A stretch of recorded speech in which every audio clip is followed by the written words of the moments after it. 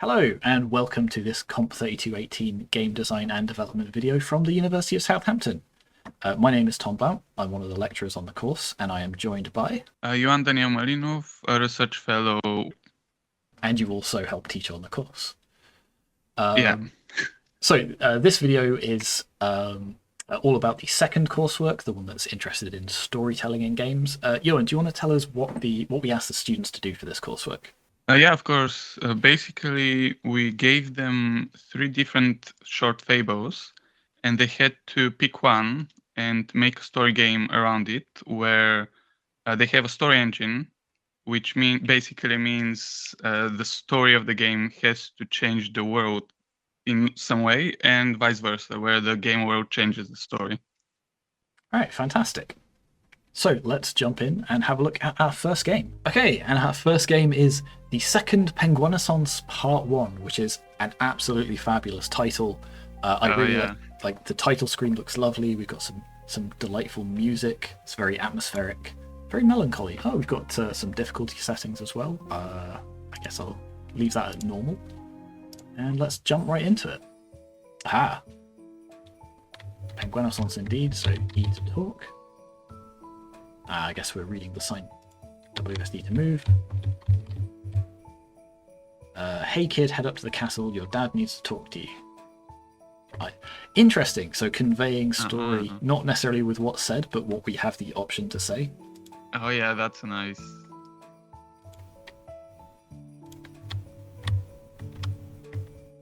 Something slightly off-putting about the way the penguin moves. We should be able to move through water with penguins. Outrageous. Okay, so we've got to go to the castle, I think he said. Yeah. I'm not sure where that is. Ooh, okay, that's yeah. King Penguin. I was going to say it's the Emperor Penguin, obviously. Hello, Nicholas. I have an important task for you. It's beautiful in the village today. It won't be beautiful much longer. Venice, interesting. We have many defectors leave for them, and it seems they're aiding our destruction. Will someone help destroy? They don't like the decisions I make for the greater good. The greater good. They're heating up the ice and water beneath our feet. They'll boil us alive. We've got an ice shooter. Adding the UI as something becomes relevant. That's kind of nice. Remembering lessons from the first coursework. You can recover stamina by standing on snow or ice. Head east to Samuel. He should be down by the docks. He'll explain it.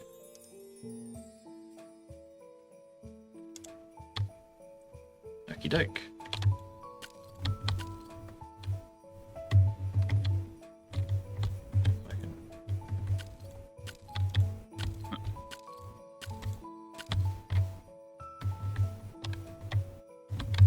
I'll save that for the second playthrough.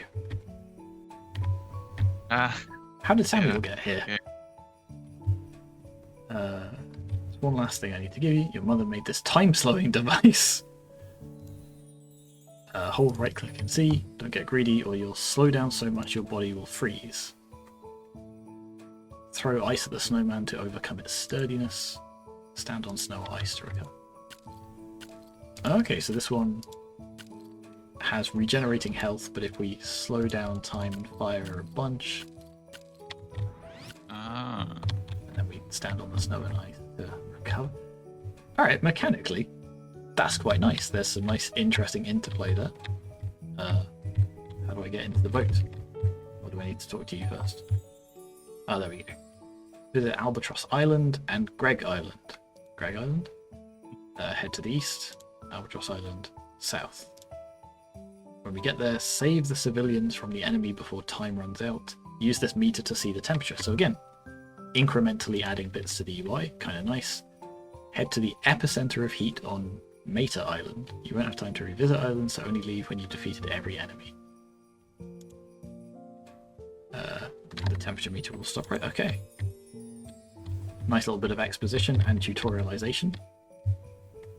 Ooh, okay, so this is up and down. So I guess we have to. There we go. Oh, that's interesting. Ooh, Yeah. looking. So the control scheme for the boat is very different, but it's not altogether terrible. Oh, nice little signpost. I guess that makes sense if you're penguins. Oh, we just go off the screen. I see. Okay. So the music is changing. Our little temperature meter is hotting up. Oh no. That would be on the other side of the fence. I guess that's just scenery and set dressing, not a hatchet that I can actually do anything with. Stop here at the pier.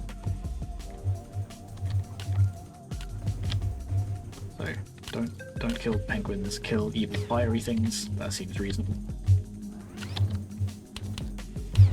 Ooh.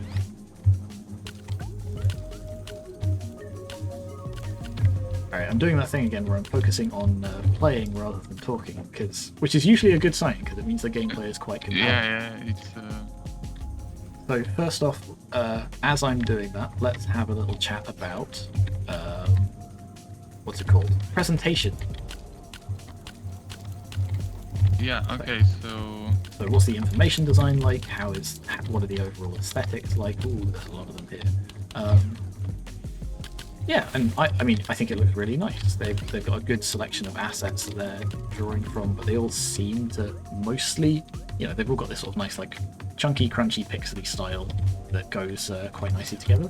We've got different bits of music. We've got decent sound effects on the enemies and the attacks. Ah, I exploded. yeah, and the information design with the gauges and all that. I think it's like simple easy but to clean and understand. effective. Yeah. So let's see. Complete and effective. I think we're at that level. And do you think they're appealing as well? So complete, effective, and appealing. I would say, yeah, probably.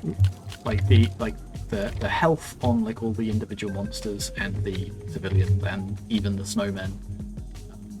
Like you say, the fact that the UI is introduced gradually and it's relatively like clean and precise and nice. The fact that we've got different music for different islands, like it's definitely appealing. I don't know whether it necessarily hits like the prize-worthy category of being like extremely memorable, but I think we're probably at the excellent level there. Yeah. And I guess the next part is the actual gameplay.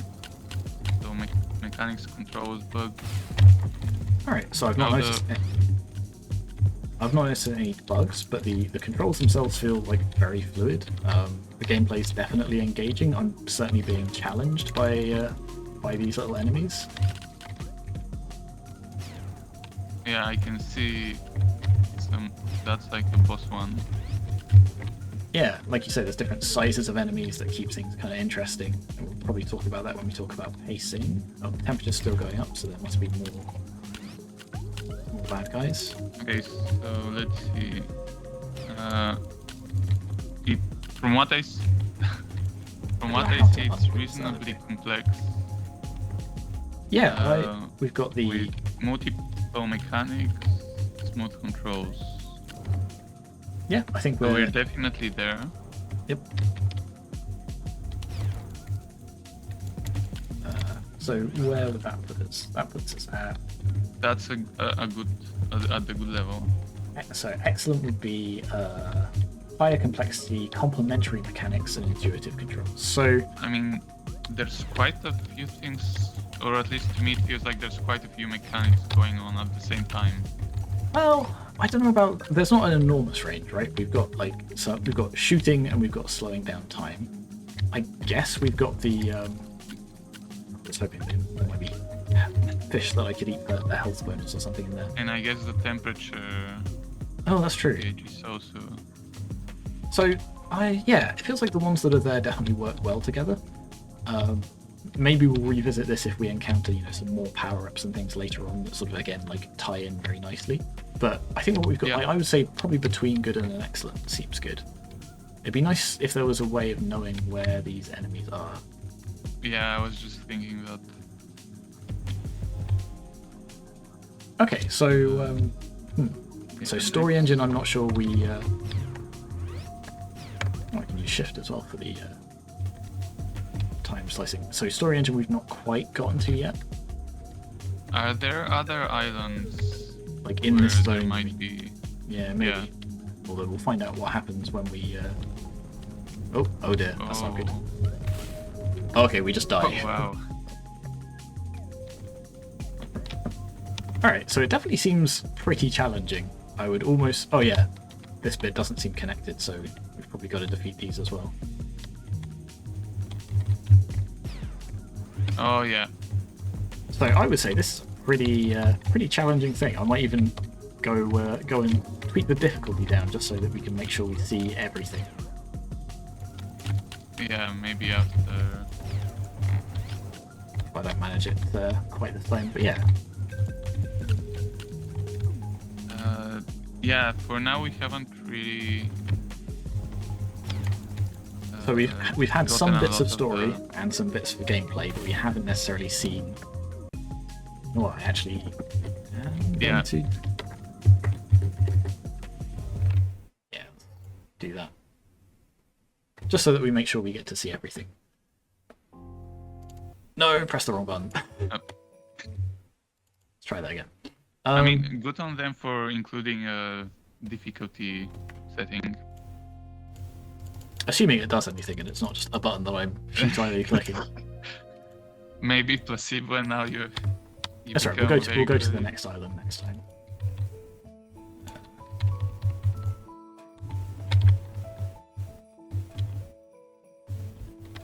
So yeah, so far we've got sort of sections of gameplay and sections of story, but there's not a link between them. But you know, that's just because I'm bad at games. So we might see that showing up as we go.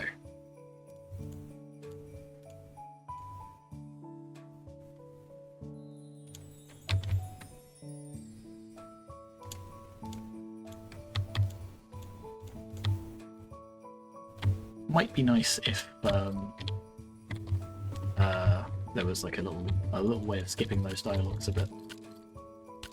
Aha. Ooh, Oh. I wasn't expecting him to explode, but we'll see if, you know, maybe that'll get referenced later.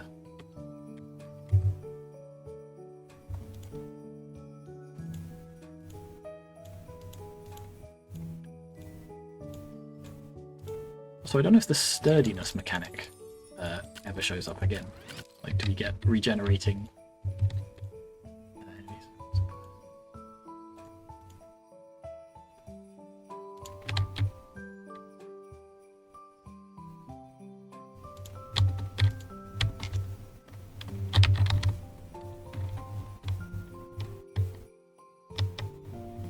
Alright, let's see what's on the other island.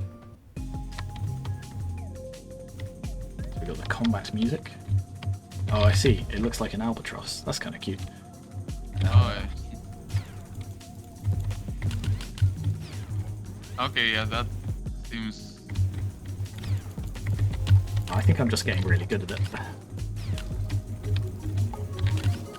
No, it does look to be a bit easier, doesn't it? It's a shame that we... Do we need to... Oh, maybe we don't need to get into the boat to do the next bit. Oh, maybe we do.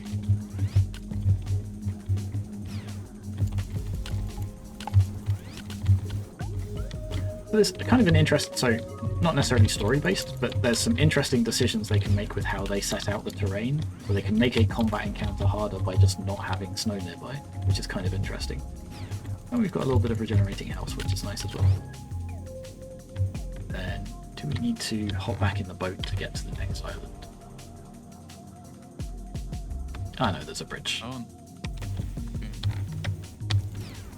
I'm not sure how these guys have lost some health already. Are our penguin friends fighting back? Oh, there's an albatross. Hello. Read the info sheet about Albatross Island. This is Egg Island. Okay. I guess a nice little bit of...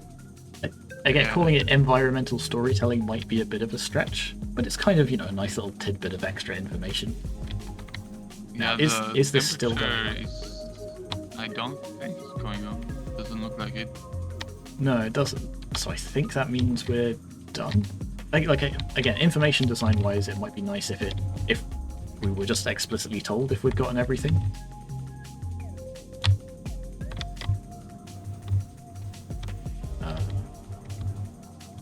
But you're right, it looks like we're good. So let's go on to the next island, and then we'll hit the epicenter. Although he said you can't go back to a particular island, right? So I wonder what happens if we do just ignore it and go on. Oh, that could be.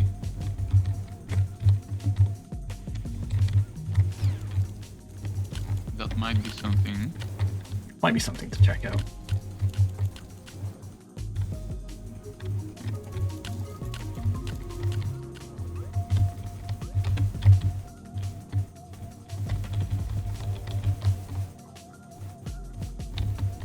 Oh, that was the small island on the bottom. So we've got to get back in the boat.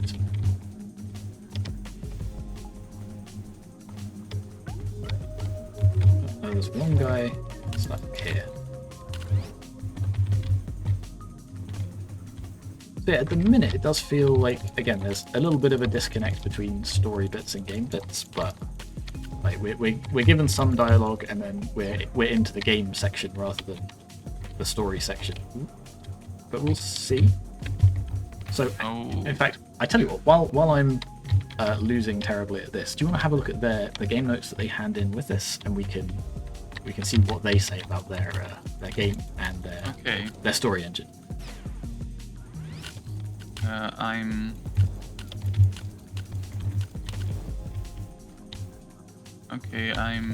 reading it.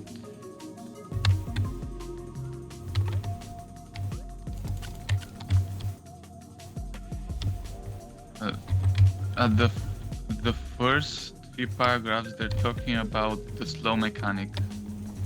Okay, which I think is a nice mechanic, but it's isn't connected to the story engine. So the player has an option to go to 2 islands in either order, or skip the second island entirely. Okay. Oh yeah, did we get that? I think we saw that. But what is the impact of that, and why would we want to do it? So the islands you visit have a melted variant. So the second island you visit will be different and harder. Oh, that's so it goes back to what we were saying about. Okay, so that's kind of interesting.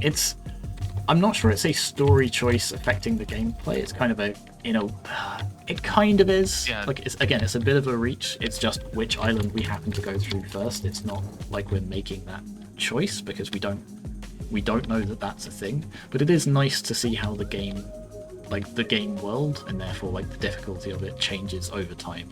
In fact, that's kind of, it's not necessarily a choice, but it's a very natural way of meddling with the pacing. I will keep on reading. So it does say actions towards civilians is tracked.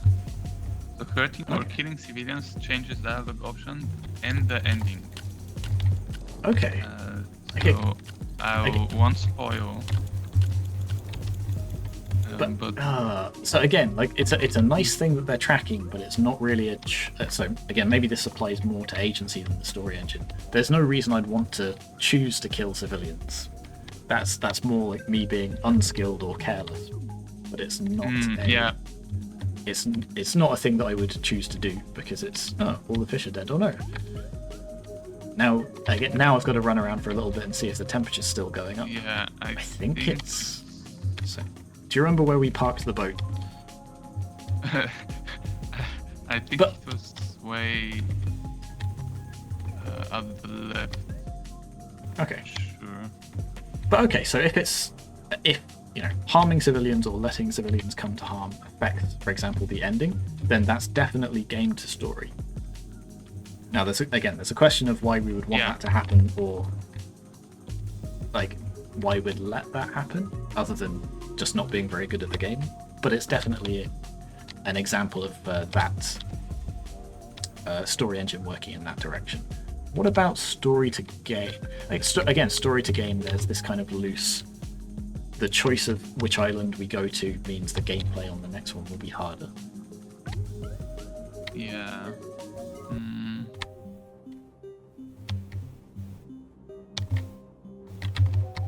Interesting.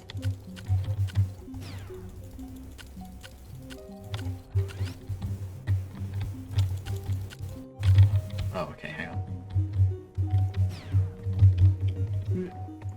You have to... Okay, so mixing up the gameplay a little bit with... Oh no. So a slightly different constellation of mechanics. Okay, so... Some dodging. Almost. Although, kind of rendered a bit moot by the fact that your health regenerates, but again, a nice touch. So it is you that has come to stop me, but I know that voice. Oh no, is it Mum? It is Empress Penguin. Wow.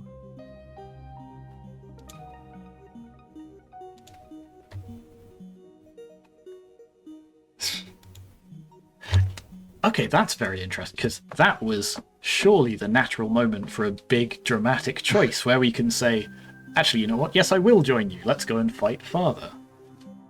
So that's... ooh. On the one hand, you know, I guess it makes a compelling narrative to have the hero face their mother in combat. An original idea, not one I've ever seen before. Yeah. But again, like, it feels like a natural place for a branching story. I think it is because you didn't kill civilians. So I'm good. Supposedly... I see. Yeah. Okay. All right. Well. So again, this is the other reason that we try and say, you know, it's nice if your game is like relatively small, because when people are trying out your game, they want to see all the different endings. I guess maybe that's why I'd want to skip. I like this boss arena, by the way, he says as he gets splattered. Yeah. Like, the design is nice because you've got like the swirling, whatchamacallit, attack pattern, and then the different spots of snow where you can safely rest. Okay, so if I'd killed civilians, I'd be able to make a choice, so that is a very good example of game impacting story in a very important way. So that I quite like. Yeah, so it does say if you kill more than 3 civilians. And it does say that they are purposefully placed within the line of fire, with carelessness being costly, which, yeah, I agree with you, it's not necessarily a choice. Like, that's a punishment, really, or a test of skill, but it's not a choice. Yeah, exactly. So you being careless or being evil.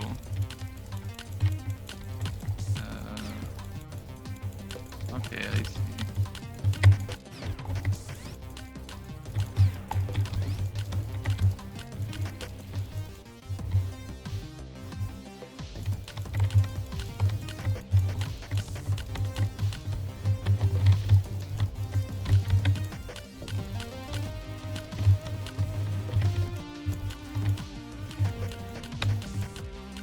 Oh wow, okay. I've gone quiet again because I am suddenly very invested in this gameplay. Yeah, it's getting quite... Hey! Oh, that's a brutal, bit of a brutal ending, but okay. Alright, so with that in mind then, story engine, let's talk about story to game world game world to story first. So we've got some examples of where the game world impacts the story for satisfactory, and good would be a number of examples where the game world impacts the story in important ways. And here's the thing, I don't think we have a number of examples. I think we've kind of got the one, unless they've mentioned something else in their in the game notes. Well, so the ending now, once you talk to the king, should be different based on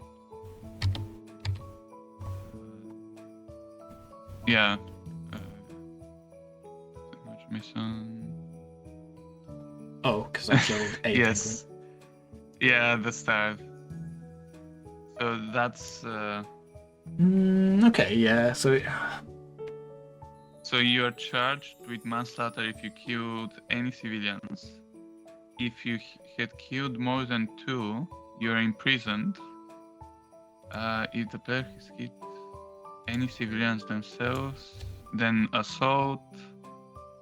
If so, yeah, all there's right. like So a few given different that endings they said based they on that. intentionally put the civilians in harm's way, all right. We'll talk about that when we talk about agency and richness of choices. But okay, in which case, let's say game world to story, there are a number of occurrences. It affects the choice that you get in the final boss fight with Mother, and it affects the overall ending of the game. Again, I'm not sure that it doesn't necessarily hit excellent because there's not this consistent interplay. There's kind of one thing that's being tracked that has these 2 different consequences. But Yeah. I think we can say, like, if anything, I might be being a bit generous, and maybe it should be between satisfactory and good. Yeah, But I was thinking maybe something like that. Because Okay. it's one example, one variable. It feels like. Yeah.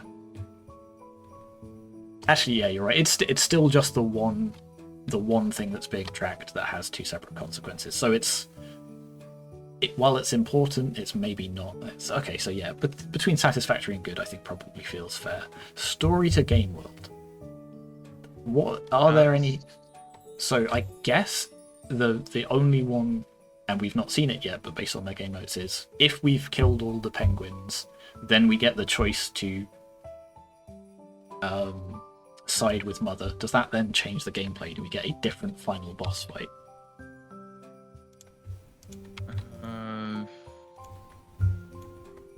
I guess if you do join your mother, I think that's the end. Okay, so it doesn't necessarily change the gameplay. Oh, I guess that's another choice of we can choose to skip one of the islands. Does that have an impact? If any enemies are left on any of the levels, then you go back to the main island and all the snow has melted and there is a funeral. So I guess the snow has melted a bit. And a funeral for the people that were killed by the remaining enemies. So there is a different ending if you didn't kill all the enemies, and I guess if you skipped an island.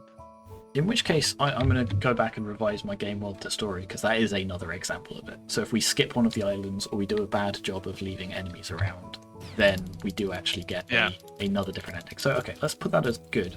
The story to game world, though, I don't think there's necessarily as strong a impact there, just because there aren't, and again we'll talk about this when we talk about agency, there's not many story choices that we're making. Based on the setup, there is no reason why we'd want to kill the civilians, therefore there's no reason really, like you say, that we want to side with Mum. If anything, I think having that decision, the decision being locked is an interesting one, and again it's got this impact of, it strengthens the game world to story aspect, but I think at the expense of story to game world.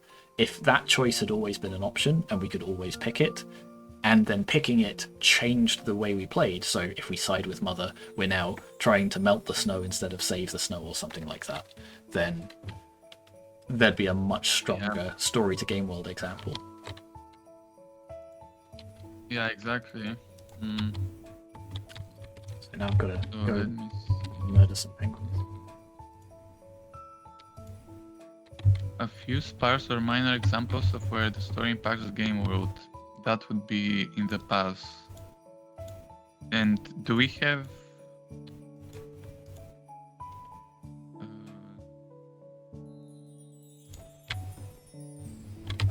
story has no real impact on the game world. I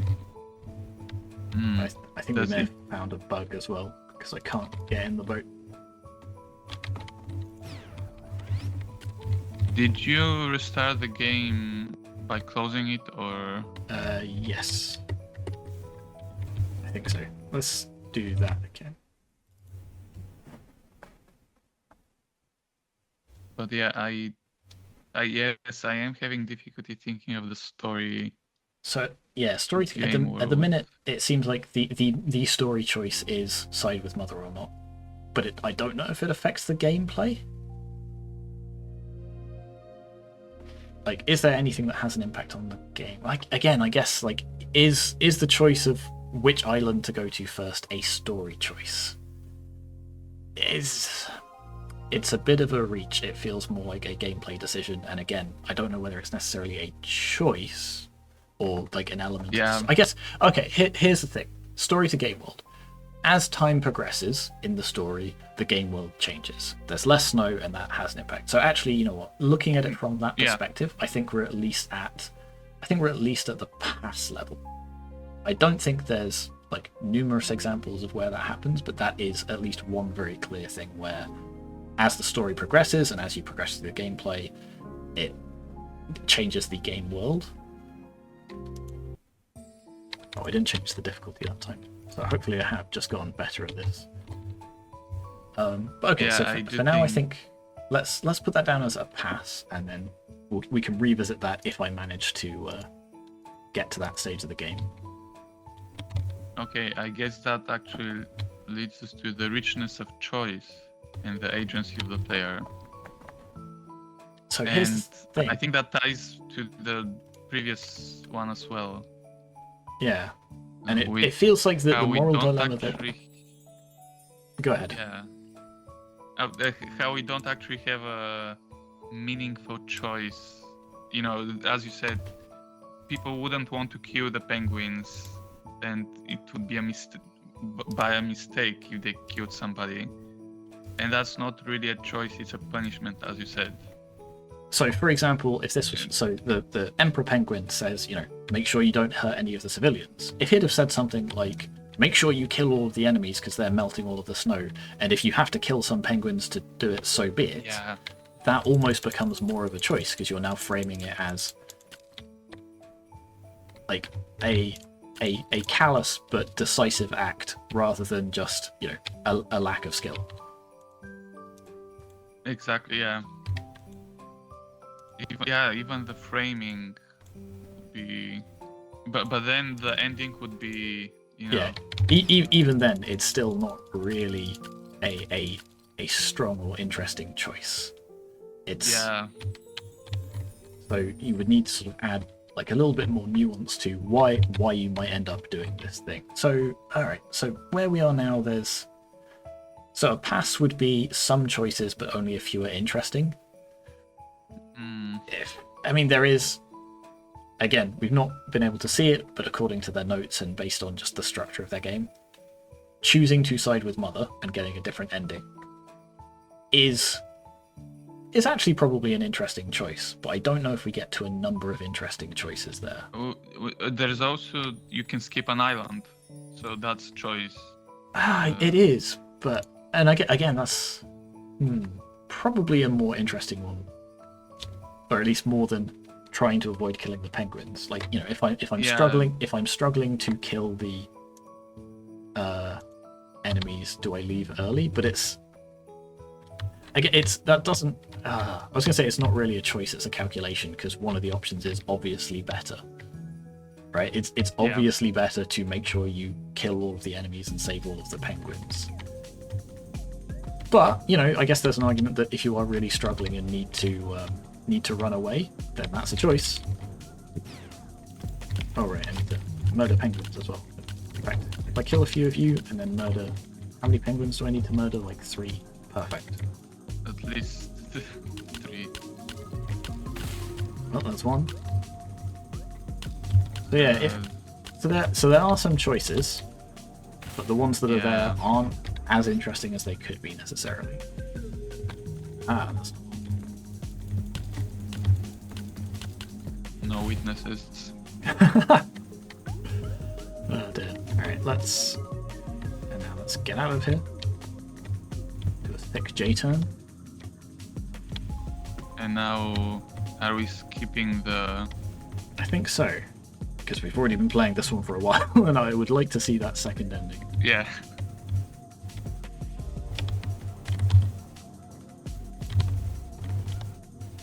So just to the east.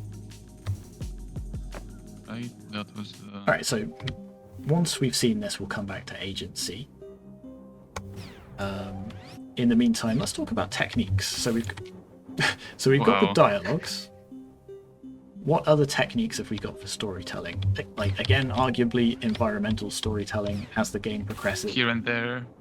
Yeah. We've got like some, like, you know, the snow melting that's telling us a little bit about the state of the world. It's a little bit of a stretch.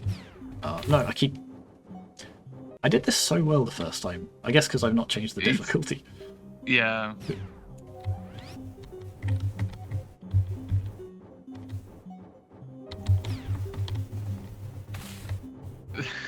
Anyway. Yeah, so pacing. Yeah, pacing. Oh, yes, pacing before... Or, yeah, I mean, both are in the techniques part.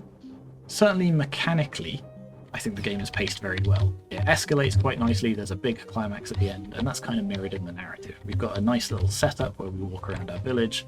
We've got the first island, the second island is more difficult. Narrative-wise, there's maybe that lull in the middle where it's just, well, you've just been to one island, now go to another island, and it's all the same. Yeah. But I think the final sort of dramatic note of the climax makes up for it. And then you've got a nice little sort of denouement at the end. So I think we're, pacing-wise, we're definitely at least at the good, which is to say ascending pacing with a clear final peak. I don't think we've got like multiple peaks throughout. I think it's like a relatively sort of steady build up to that, and in fact, again, there's maybe a lull in the middle where it's just, and now do the same thing again, but harder. Yeah, yeah. But there is a... But I do like the dramatic ending, and then again, like the little denouement at the end where it's like, aha, of course. Of course, mother, yeah, okay.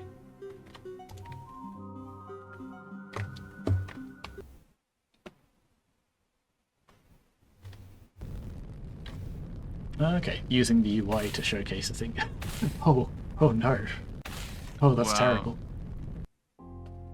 Okay, and I guess that would be a cutscene, right? I was about to say that's a cutscene as well, which is kind of nice. Doesn't change the gameplay though. So again, going back to story to game world, we have a story choice, but then the game just ends. So it would maybe be nicer if we'd had, you know, now we go around throwing fireballs at penguins instead of. Anyway, so finishing with pacing is good. Nipping back to agency, I think we're still at sort of some choices, but only a few are interesting. Like the choice at the end is the most sort of dramatic story choice of side with mother, side with father, but they could have made it a lot more interesting by again sort of having the gameplay follow on as a consequence from that rather than just ending immediately. In terms of the saving the penguins, we've already sort of talked about this quite a lot, but there's no reason with the framing that they've given us that we would ever try killing any of the penguins, and in fact that's why we missed that dramatic ending or dramatic choice the first time we played. But you're right, there's maybe the choice of, do we skip an island, like, but again that's kind of a skill issue thing, right? We'll skip it if we're finding it too difficult. There's no story reason for us to want to do that. Or maybe boring. And you want to just get to the end. Also, one thing I noticed at the end when you were talking to the mother, if you had killed penguins, you got the two choices. So you could choose to side with her, or again... So you could still not side with her, go back, and then get arrested for murder anyway. Exactly, yeah. Okay, but you're right, there are still a number of different endings from that, which is fine. So I would still say there's definitely a number of choices, but only a few of them are like very interesting. Yeah. Okay, moving on. Pacing, we've talked about. Techniques. So we've got dialogue, we've got cutscenes. You've got the environmental storytelling of the snow melting and the map changing as you progress through, which is nice. So a good would be successful use of more than one game writing technique, which I think we kind of have. Excellent would be more than one game writing technique and the mechanics support the theme. So on that note, which of the fables did they say that they were retelling? I don't think they actually... wait.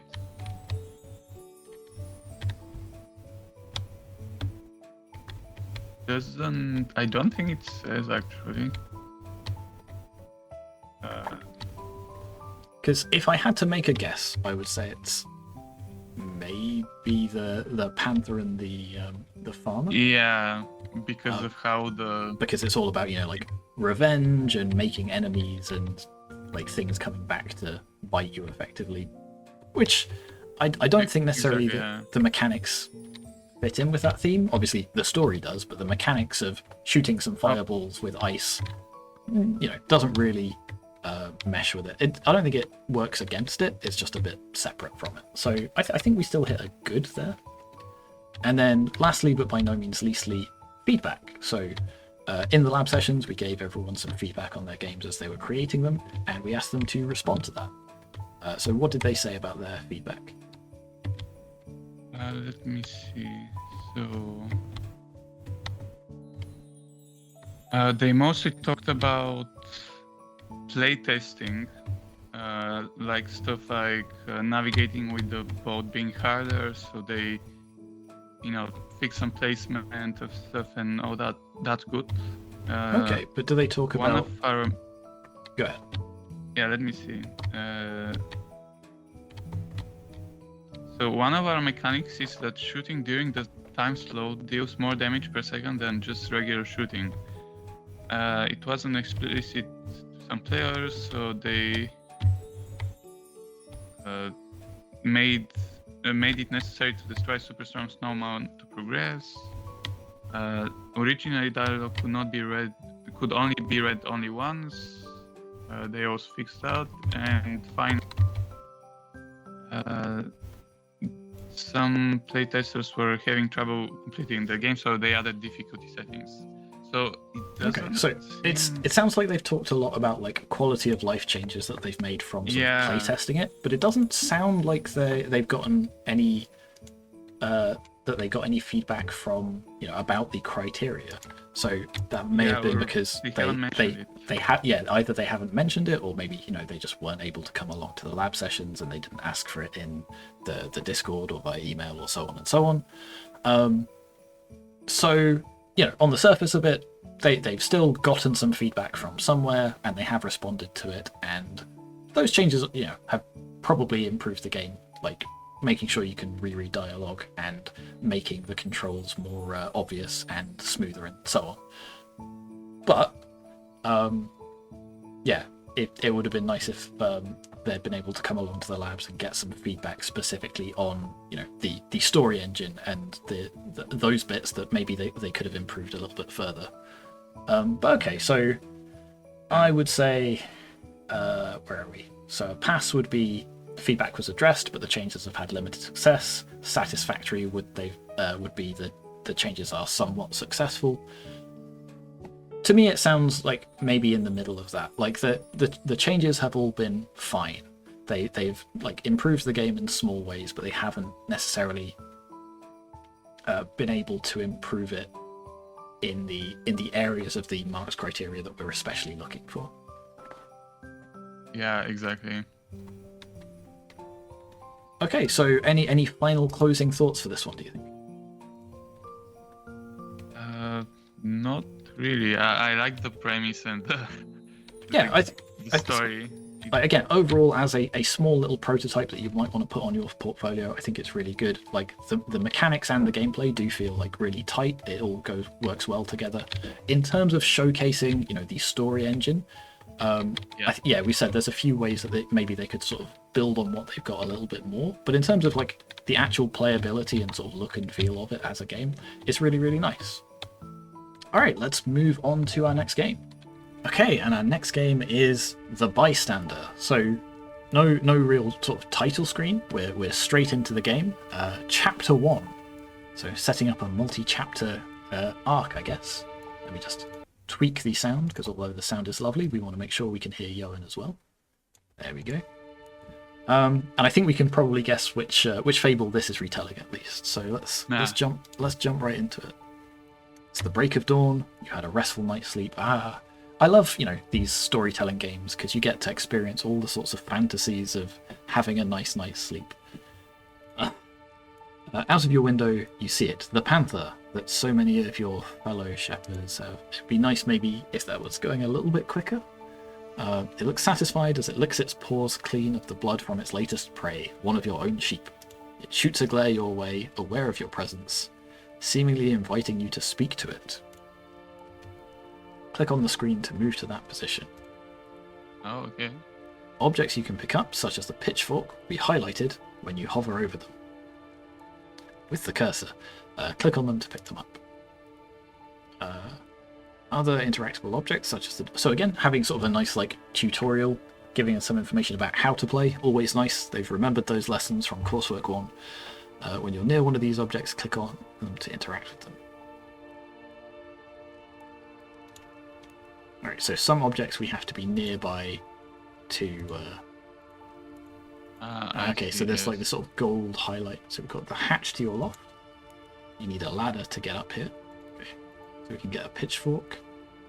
Now, if I remember which game this is... I can't... I'll leave it alone now. Then... yeah, we've only got 4 inventory slots, so I actually do have to be a little bit careful about what I'm picking up. Which is interesting. Not necessarily, what's the word? What you might expect from a game where you can pick stuff up. Most players are incentivized to just pick up absolutely everything. I can't see a ladder. Yeah, maybe it's out here somewhere. Oh, there's a key there as well. Because there's a chest up here, and I've got a key, so I can only assume that I want to get up there. Can I go this way? Alright, maybe we'll find it later. The door is locked right now. Maybe that's what I need there. So I've used the house key on the door, but I'm still holding the house key. I can't get rid of that. So I've got another key. Oh, there's the village off in the distance. A rock. So I've got a fork, 2 keys, and a rock. Let's talk to the panther. Seems to grin expectantly. It's a talking panther. I suppose you to do such a thing. So we can now use these items to... so these items now impact our dialogue.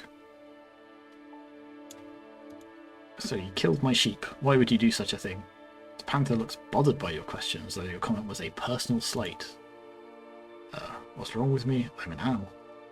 I mean, okay, yeah.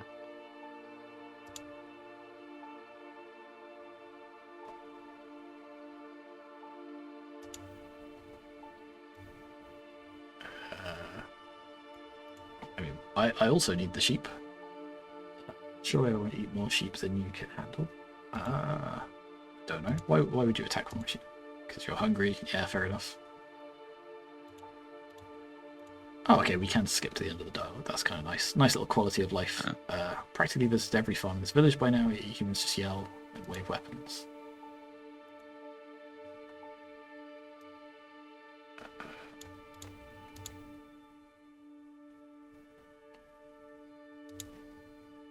Okay, so we've been encroaching on the panther's hunting grounds. So...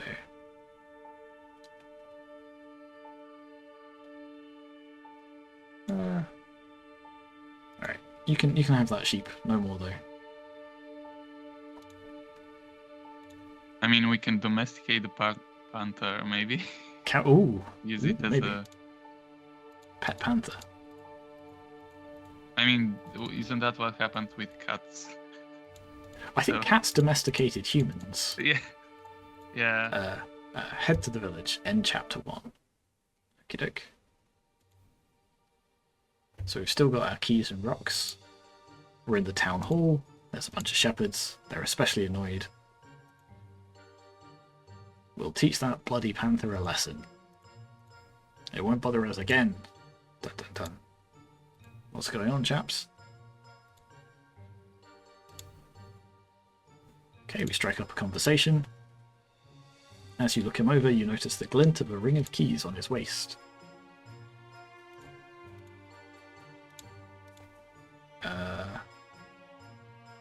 So if we had some mead, we'd be able to do this. So again, highlighting the options. So if the shepherd's like us, he would just give us the keys. Stop talking. What do you make of the whole trapping the panther? The cage was my idea. Can't wait to be rid of the bloody nuisance. Shepherd glances at you with an icy glare. I think I started the dialogue twice. So I can't get any mead because my inventory's full. Ooh. Oh, hello. Look at that, a little puzzle. So we've got this thing, this thing, and this thing.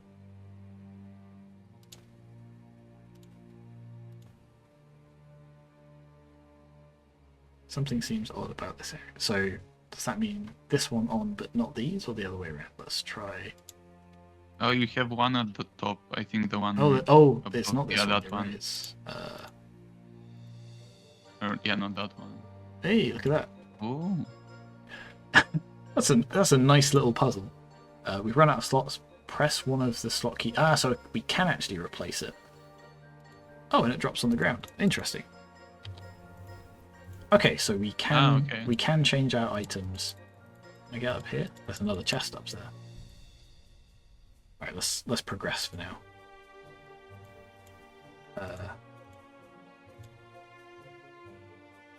Why are you planning to teach that? Because he's eating sheep. Yeah. We need the money, so we can't let the beast roam unchecked. You know what? You do you.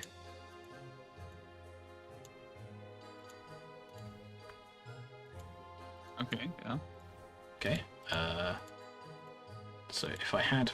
there we go. So there's some mead. Yeah. Oh, I accidentally started a conversation. Let's stop talking to the shepherd. Let's throw the rock on the ground. Press one of the slot keys to replace an item. Oh, I was pressing the wrong button. That's why. Have a delicious drink.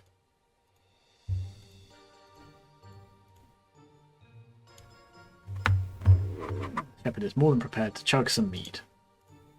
I am pretty cool, actually.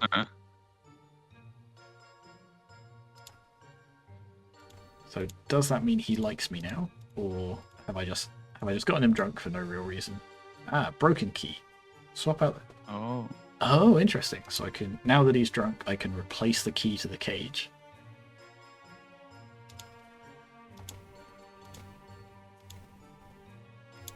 So I can swap. Oh, it seems to have disappeared.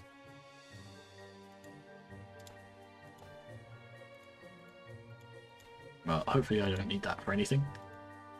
Yeah.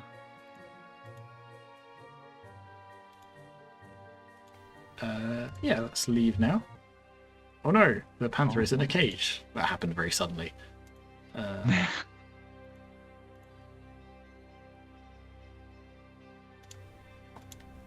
So unfortunately I don't have the key, which I thought I did.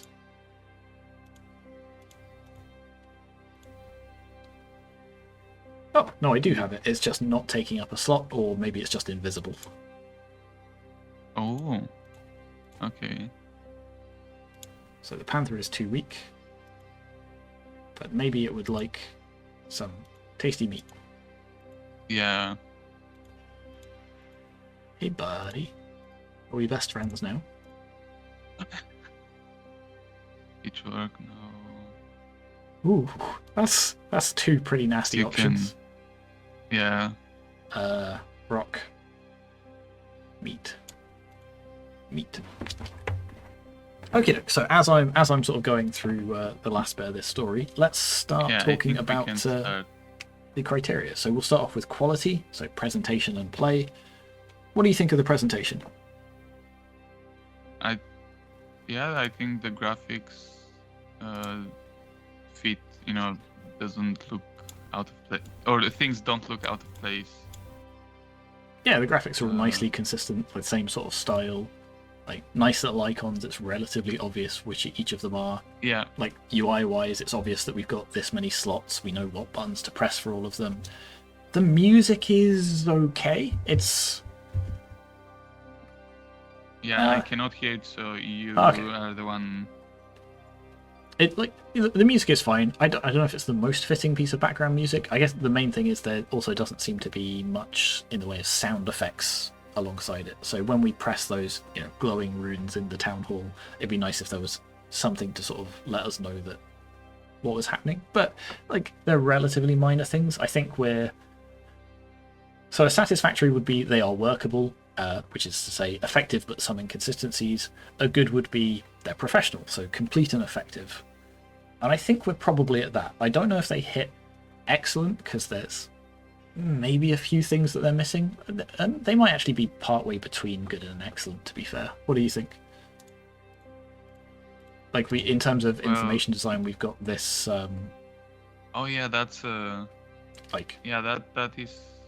We've got the dialogue. Nice way to. We've got they highlight what item will unlock which piece of dialogue, which I think is kind of nice.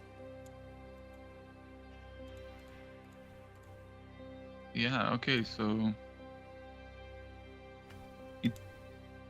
I'm not sure actually. I would have said it's probably more towards the good, although trying to think. Yeah, information design, it is nice with how it highlights stuff, and yeah, okay, yeah, I think it can go between. Okay. Yeah, in fact, I think because as we change chapter, we get a slightly different piece of music. So again, changing that to sort of change the aesthetic of each scene, I think that puts it between the two. That's kind of nice. Meaningful play. So in terms of mechanics, we've got picking up items, swapping items from our inventory, and then using those items in particular circumstances. So there's not an enormous amount of mechanics. Puzzle. Oh, actually, no, that's true. You're right. There is the little puzzle. It's. Yeah, weirdly it feels a little bit out of place in that, but maybe there are others that I just didn't notice. Yeah, that might be it. I'll check quickly. But So on the one hand, having the different dialogue options all be visible at the start is interesting because it gives you some more, I don't know about agency, but it encourages replayability. It means that you want to explore new bits of the story and new bits of the dialogue trees. But to an extent, it also reduces the complexity of some of the puzzles because I've spoken to this person. Oh, there's an option that means there's mead, therefore I must look around to find some mead. And at that point, it veers a little bit close to just being a case of not quite a pixel hunter kind of thing, but it's like, oh, there's an object. It's telling me the solution to the puzzle. I will click around until I find the solution to that puzzle. So the hidden little puzzle of also finding the meat is kind of nice because that's something that's not immediately told to you, but there's enough clues in the environment that it can lead you towards it, which I think is nice. So a satisfactory would be it's playable. So, it's a simple game, there's few mechanics, but the controls are usable. It feels like we're solidly at least there. A good would be it's engaging, which is to say it's complex, there's multiple mechanics. I don't know if we're quite up at the good level. Complex. Yeah, maybe between. Yeah, it's still relatively simple, but the bits that they've got are consistent and what's the word? Complement each other nicely. So I don't think it's necessarily got the full complexity it needs to hit the good or the excellent levels, but the way that they've used the set of mechanics that they've got, it leads to, interestingly, it's less about solving a puzzle and more about just exploring all of the possibilities, which makes for a nice narrative, but it sort of hinders the gameplay a little bit in some places. Yeah, exactly. But I think it's still between satisfactory and a good. I think is a solid. That sort of feels where it is.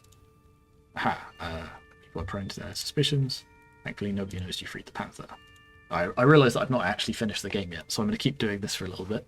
As we start talking which about... Which chapter was this? This was chapter 4, the end. So we're very, very close. Oh, final one.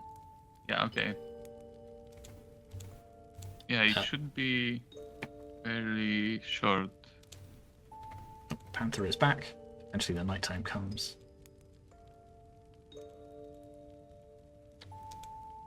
So the panther has returned to say thank you. So we've sort of unwittingly become an accomplice in the murder of all of the farmers. Okay. Yeah. The shepherd. And now the panther is. Hey, now the panther's protecting our stuff. We do have panther pet panther friend. Yeah.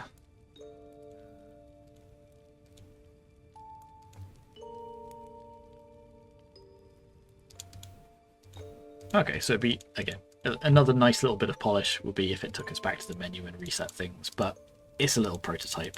Let's just have a go with that. Wait, was the continue button there? Oh no. Alright, let's restart and go back to it. Okay. Alright, so in terms of story engine, again, this is one of those ones where the line between story and game blurs a little bit, because it's predominantly all done through exploring dialogue. But looking at it in that context, how does the game world affect the story? So that one's pretty obvious, at least. The way in which we interact with the characters in the game, through our choices of which items we pick up and which items we use on those circumstances and characters, directly affects the ending of the story, right? Like, we've not seen that yet, but that's pretty obviously the case, and we'll make sure to have a look at that in a moment. So with that in mind, satisfactory would be some examples of where the game world impacts the story. Good would be a number of examples where it impacts it in important ways. So let's quickly leap through some of this dialogue. Oh, this is kind of nice as well, actually. They've set up the first room so that to tutorialize how it works. You can't leave the house until you have to get the key, and therefore you have to have seen the dialogues. So that's kind of nice. Oh, let's be. We've been good farmer. Let's be bad farmer. Yeah. Okay. Or I guess bloodthirsty farmer. Bonk.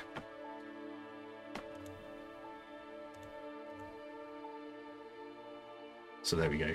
We make a different gameplay choice. We get a different bit of dialogue. Although we still can have a nice conversation with him before we attack him. Oh, interesting. Ooh. And here's a thing.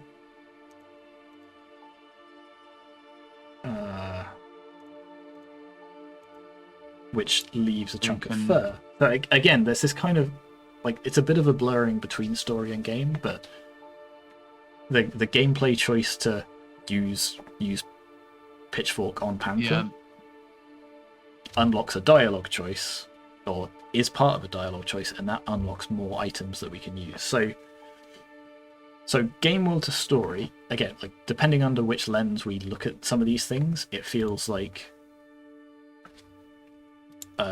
game world to story is quite strong, because the constellation of items and interactions we have very obviously and clearly impacts the dialogue we get and the course of the story. So for that, I would say we're probably at least at satisfactory. So some examples where it impacts the story. Good would be where it impacts the story in important ways, and I feel like changing the ending and so on is probably pretty important. However, if we look at it the other way around, so story to game. Story to game. That's how do you? So like, again, how do we differentiate between, like, a choice that we make in dialogue when that is also the gameplay? So we could also look at it and say, like, we make that dialogue choice, that unlocks different items and different, and therefore more different dialogues. Does it change for example, any of the puzzles and things like that we found? So you have the game notes with you, so you can have a quick look about how they describe it. I would say if we can still look at it through that lens, and it has an impact, so it unlocks new items and therefore new choices, but sort of less dramatically than game to story. It doesn't change the way in which we play. It doesn't, like, unlock new puzzles, although it might unlock new solutions for puzzles. Let's have a chat about. Yeah, this is difficult because they don't necessarily. There we go. So that's a example of the story impact in the game world. So I see. we make friends with the that- farmers, he gives us a drunk. It not only does it slow down our walking speed, but it gives us an extra inventory slot. There we go, perfect timing. So in which case, so I remember speaking to them in the lab about this as well, about items having different kinds of slot. I don't know if they've implemented that fully, but given that sort of a lot of their puzzles are based around the items you're carrying. However, given that we can... Okay, so given that you can drop an item at any time, the constraint of inventory spaces doesn't matter so much, except for being able to take more stuff between scenes. But in any case, that's definitely an example of, the gameplay being affected. So the gameplay, we've already said, is somewhat a somewhat simple collection of mechanics, but this does build on that and change them. So we go from 4 inventory slots to 5. So again, that feels like that might be like at the satisfactory level where we've got some examples of the story impacting the game world. Yeah. And yeah, because it's so connected, both story and game, it's difficult because I would a few sparse or minor examples.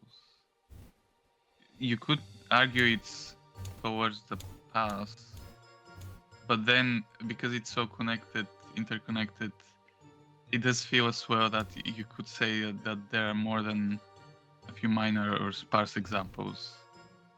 I think satisfactory is probably like if they didn't change the size of the inventory, for example, I would say I would say you're probably right.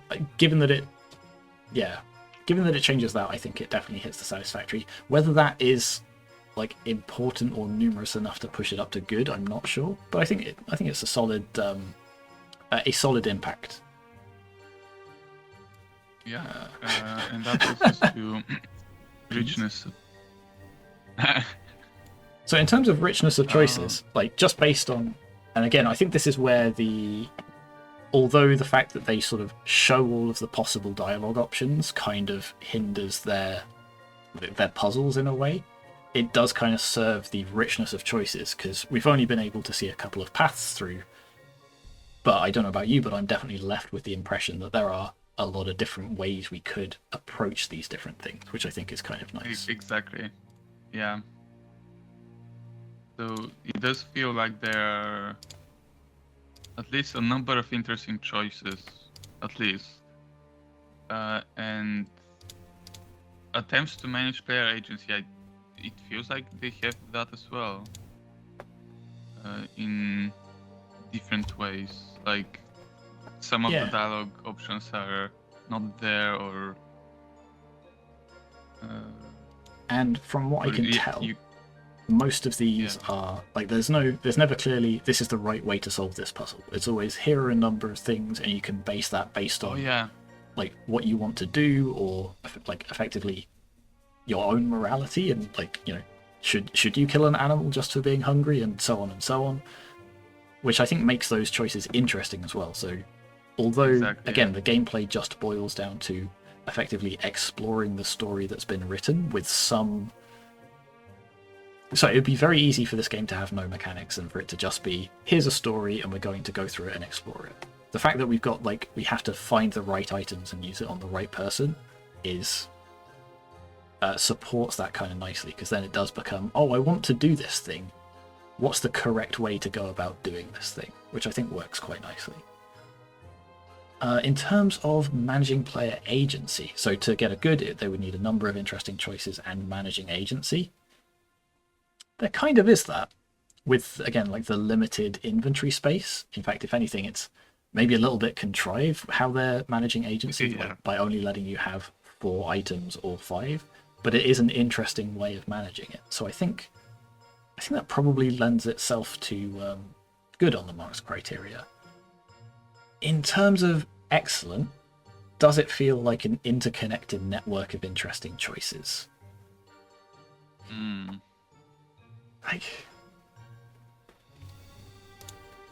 It feels like it could become that. Like there's the base level of that there, but it's not fully a network. Yeah, agreed. Like, obviously, the choices do sort of lead into one another, but it doesn't sort of have that same sensation that there are overarching sort of long-running threads and things that lead back and sort of branch into that. But I think it solidly hits the good. It's because there are a number of different and interesting choices and a number of different ways to solve the solution, the situations they put you in. Okay, so moving on to the design element, and in particular looking at techniques, so how well it's paced and the way in which they tell the story. What do you think of the pacing? Oh, that's interesting. Well, so yeah, it starts slow, or at least you immediately meet the panther, but confrontation or not, then you go to the village. There is some ascending, with right now talking to the imprisoned panther and making an important choice. And then the ending. Mechanically, I would say the pacing is relatively flat. The mechanics are sort of the same; they're unchanging because of the type of game that it is. There's little in the way of challenge or obstacle to what you want to do. Again, it's this more exploratory story that they're telling. Dramatically, though, like there is some rising stakes, where, like you say, the question is posed, and then there's the acquiring of means, and so on. So you've definitely got this arc. In terms of it being a clear final climax,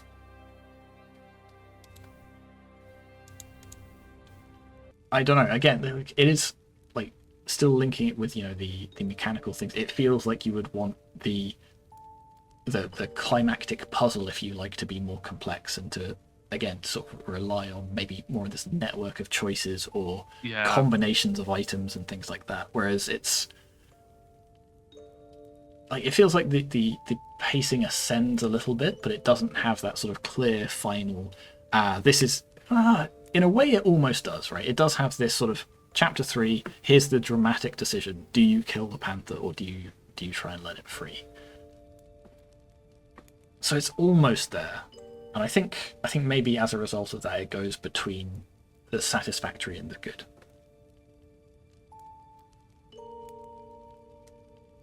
Yeah, I think I agree. And then we do get this nice little sort of denouement at the end where it's, okay, here is the choice you made and here are the consequences of that, which I think is quite nice. Yeah. And what kind of storytelling techniques do we have? Ghost Panther. Oh, wow. What's...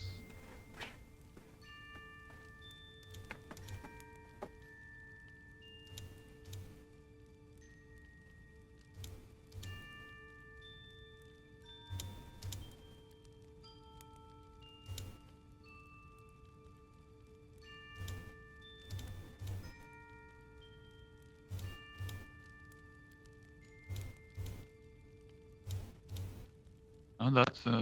Again, we're being really quiet, and again, that's because we're invested in the story, at least. Yeah, that's... So yeah, like a very different ending there.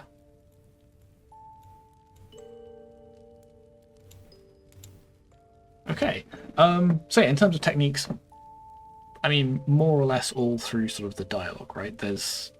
And the way in which we sort of like explore and interact with objects, rather than cutscenes or things like that. Part of it is, I mean, it's all kind of through the same lens and through the same system of like the dialogue choices, although some of it is dialogue with characters, which changes a little bit based on their perception of us, and part of it is, in a way, dialogue with objects. But I don't know if that counts as, multiple game writing techniques. It sounds like the story that we are reading as we go through is obviously compelling because we've both gone very quiet as we read through it. But in terms of the techniques that they use to bring it across, I think again, to me, it feels sort of like the satisfactory side of things. Yeah. Again, maybe pushing it like upwards too good, because you've got the like the incidental things that you can find. Again, like it might be a bit of a stretch to say things like, you know, environmental storytelling, where you've got the puzzle which reveals something in the town square, but that feels like a bit of a reach. It's primarily the story is, I would say, almost solely the story is conveyed through, you know, like text appearing on the bottom of the screen and the interactions with the NPCs. Yeah, I think I agree. Yeah. Okie doke. And last, Does that leave us to the feedback? Yes, it does. Let's see. So they initially planned for the game to be closer to a visual novel. The demonstrators told them to add more puzzle elements, like bringing certain items that would unlock certain conversations, to improve the ludonarrative cohesion, which would allow the gameplay to affect the direction of the story, which I think they've done. I mean, we've seen. Yep, I mean, puzzle and all that. We definitely said they maybe could have gone a little bit further with it, although. Yeah.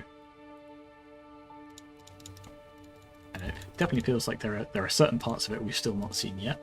But yeah, the idea of this inventory puzzle and having items and knowing which ones you want to keep and which ones might come in useful later, and those determining the way that you interact with things is it definitely because we've already said, you know, that there could be sort of more mechanics and things and it could be more gamified, but if on the flip side, if we'd taken those away, then it would just be a story. And obviously stories are good, but not what we were looking for in this coursework. So I think that change has definitely positively impacted their game. So they also mention how they give an example of how the game affects the story, which is exactly what we saw with the extra slot. However, once you get that, you will become drunk due to the actions in the story, which can hinder the gameplay. I mean, so we walked a bit slower, and it wasn't that noticeable, and we don't really have to walk very far in this game, so I think that's... I mean, there also doesn't have to be a negative consequence. You can just say, yeah, if you pick this option, you get a bonus slot, but then you have to be comfortable with the morality of choosing that part of the story, and that's okay. Yeah, and the next thing is that they base the story on the 3-act structure. They presented the plan, demonstrator agreed, said that it fits well, so they tried to avoid adding more scenes that may bloat or distort the structure, which, they've done that.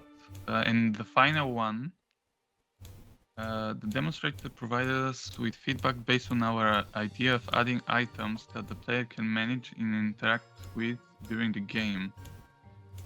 Their feedback consisted of ideas such as limiting the number of items that the user can hold, and the idea of tagging the items to solve problems such as the player not knowing what to pick. As a result of this, we implemented a limited item system that can be affected by story and game, with tags on each item. By the tags, do they mean the thing in the dialogue boxes?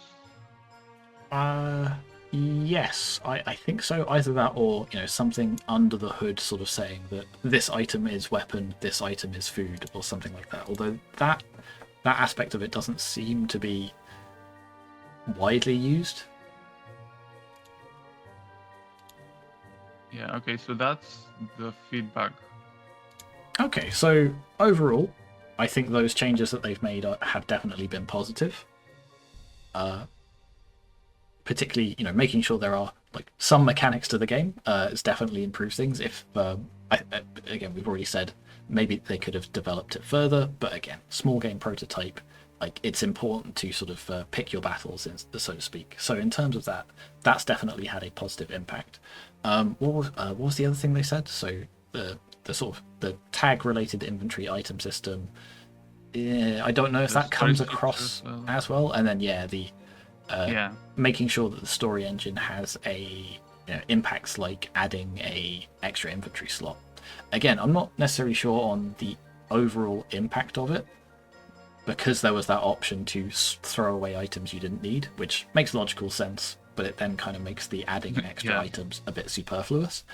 But again, equally, it was a very clear signpost of, hey, look, our story choices impact the mechanics. So making sure to include that, I think, definitely improved that aspect of their game that we were looking for. So feedback has been addressed and the changes have been successful. Yeah, I think so. I think maybe they could have gone a bit further with it, but to me, that seems good. Yeah, I agree. Okay, in which case, let's move on to our next game. All right, and last game is MediEvil, and for this one, I'm joined by Dave.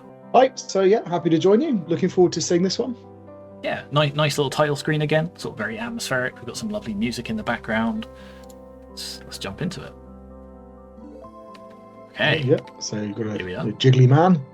A tent. How do we simply move? Should we? Yeah, I'm gonna try nothing some on the arrow screen. keys. Yeah, there we go. Okay, so we do have a contextual prompt for this arrow. So we can go to the village centre. So that's like a sort of a teleport. Yeah, or we can go back to our farm. Okay. All right. Is there anything? I'm just going to see. And anything at the farm? What's off to the? We can sleep in the tent. And you can. Oh, and there's just a wall all over. It feels like you could have put that wall a little bit closer. If I'm just not meant to go that way, but. Well, unless you're supposed to do something with that big field. Oh, maybe we have to do some farming later. That's true. We'll find out. Let's. Yeah. It's okay. And there's a tavern. Okay. Some people. Let's talk to Brom. Apparently we're talking to Osric. Yeah. He thought he could get away, but bam, I got him with an arrow right to the eye. What an effective man you are, my friend. What?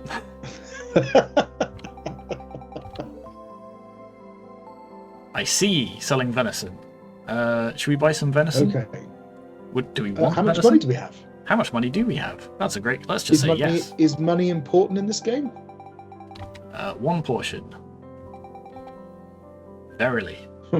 Any game that's got verily in the dialogue. It's got to be good, right? Yeah. They're getting harder to part with each year. Seem to be getting on just fine. Simply my good fortune. I shouldn't imagine your heretical ways with that crone grant you any interesting. Goodness. What crone? Salacious rumours about the crone. Heresy? I'm never going to get a word in edgeways. I guess Gilbert. Are we Gilbert? So, yeah, I was going to say we talked to Brom, and then we heard some bloke called Osric, and now Gilbert's talking. There's Brom. Good morrow, Gilbert. Good morrow. Fantastic. What can I do for you? At least Gilbert's got the same problems we have. Doesn't know what's going on either. Osric spent a lot of time here around Old Swanee. I worry for his soul. You sound like Father Barnabas. So something like like a little picture next to the dialogue that just has the person's head or something would sort of clarify that a little bit. I think particularly here where the actual sprites are really quite nice. Yeah, and they just would that fit, sprite, right? that would work perfectly well. Yeah. Okay, so we've got sort of like a little cyclical so we got dialogue. the same. So what was that about heretics? There was something about some heretics. An Old Swanee. Some other Father Bernard or something.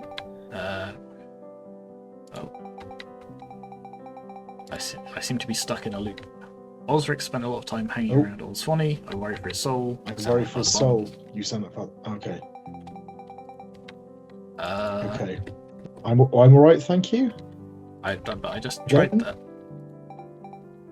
Good. Are you? So we're just going straight back in again. Oh. You're right. That time it ended. All right. So a bit of a bug there. Not quite sure what happened, but let's go back to the village. Let's see who else we can talk to. There's a manor. Go to the manor. What do you think about the little arrows to represent where you're going, by the way? I mean, it's a little bit odd, just like a big floating arrow. But on the other hand, it's an effective way of making like a sort of 2D side-on world seem quite large. Yeah. We don't have to walk miles to get to a place. There's sort of like different branches we can go. Like it works. I think maybe there was having like a little silhouette of the manor in the distance behind the arrow. Something would be nice. I was about to say I think they need some sort of graphical clue as to what's behind the arrow. I don't mind the arrow. It's the fact they all look the same.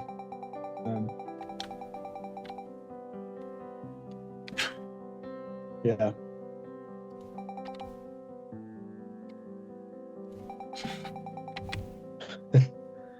Okay, I'm gonna come up. So now we're meeting Wolfstan. What are we doing? Who are we, and what's our goal? We are a farmer called Gilbert, I think. So you could return later. Why are we return later for what? Gilbert.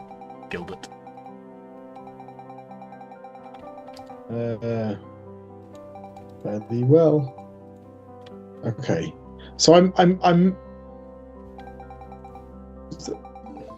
We were just told that he was busy. Give away my hiding spot. So he's playing hide and seek. Hide and seek. So.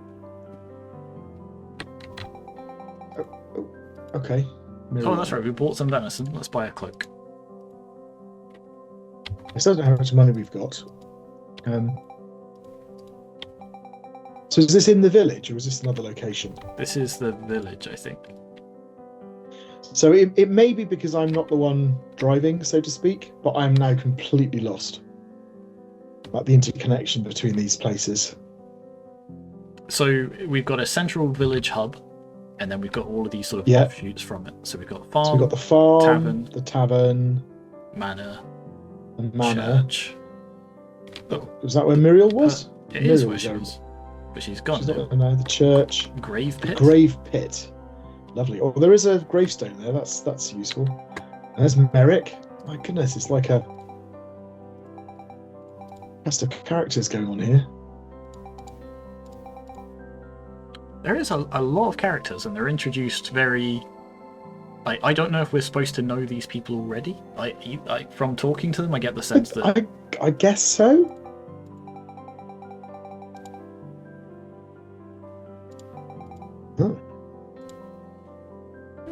I mean, she did get the last rites. Like on the one hand, like just having all of these characters sort of dumped on us is a little bit overwhelming. But on the other hand, like the actual writing is like pretty good, right? We've got Verily, we've got Good Morrows, we've got like there like I get the sense that there is drama here. Oh, it's Osric nice again. Character stuff going on. Oh, is this Osric talking to the crone? We were told about the crone earlier, weren't we?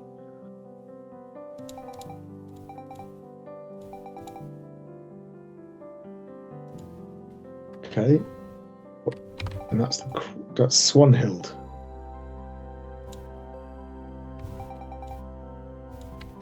Okay. What are we doing, Tom? Why are we here? What is our goal?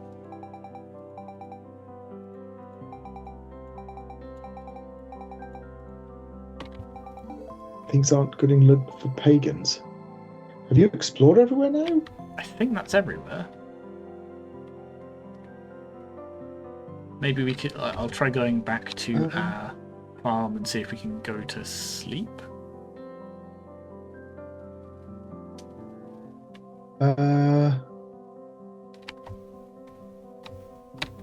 Yep, we can go to sleep. So that's changed as a result of us having gone and spoken to people. Yep. What was that?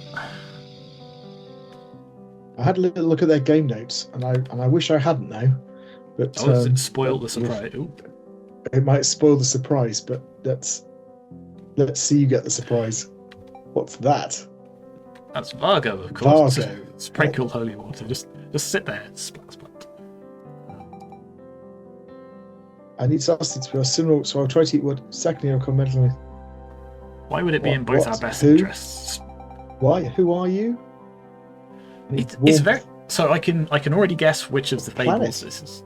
I was going to say I can guess which of the fable. It could be a couple. It's kind of interesting how how a lot of the students have interpreted it as sort of like alien invasion or alien visitor. I don't know why that is, but it's not the approach I would have gone for, but it's an interesting one. So we've got, I assume, some sort of alien creature needs food, needs medicine, needs warmth. Yeah, I have to say that's what threw me. So I read the word alien in the game notes, and I was like, oh, this is a game about an alien. I assumed it was like a sort of medieval fantasy type game. Why can't it be both? Well, I guess. Yeah. So I guess that answers the question of what happens in the big field. So let's go. So why did I start over by the church this time instead of all the way? Because I've just bought some venison, right? So can I give him the venison? Oh, and I can give him the cloak that I also bought. How do I give him the venison and the cloak, do you think? Well, I assumed it would pop up as a dialogue option. But he's gone now. He's not there anymore.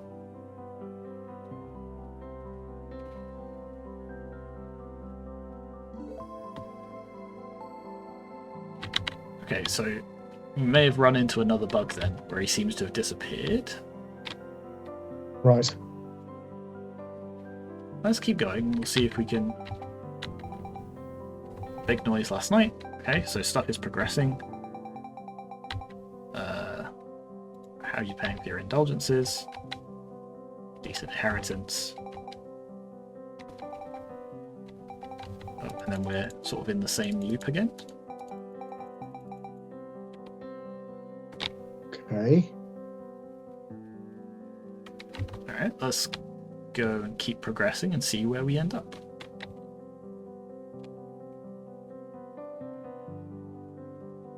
Oh, Wolfstan's gone invisible. Huh. Oh, did it say it was from space? I don't think it did. It didn't. No, it didn't.